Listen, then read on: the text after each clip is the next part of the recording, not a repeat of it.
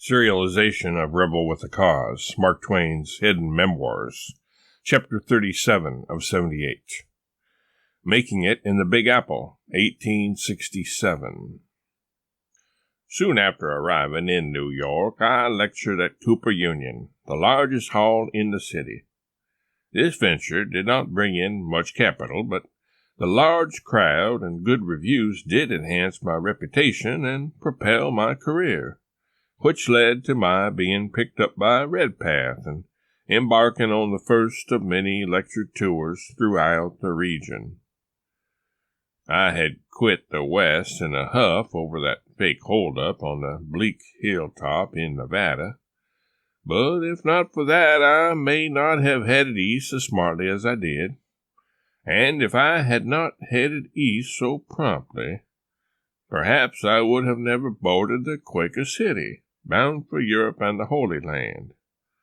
Who knows how differently my life may have turned out without that dastardly practical joke.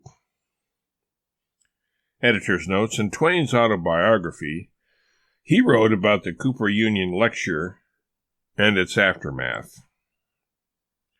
I certainly did get a working quantity of fame out of that lecture. The New York newspapers praised it. The country newspapers copied those praises. The lyceums of the country, it was right in the heyday of the old lyceum lecture system, began to call for me. I put myself in Redpath's hands, and I caught the tail end of the lecture season.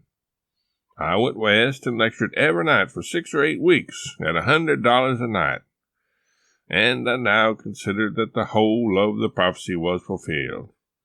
I had acquired fame and also fortune. I don't believe these details are right, but I don't care a rap. They will do just as well as the facts. What I mean to say is that I don't know whether I made that lecturing excursion in that year or whether it was the following year.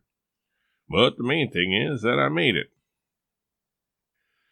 The Redpath mentioned here is lecture agent James Redpath, who had previously aligned himself with radical abolitionist John Brown, campaigning with him in the pre-Civil War bleeding Kansas days of the 1850s, and thereafter penning a biography of Brown.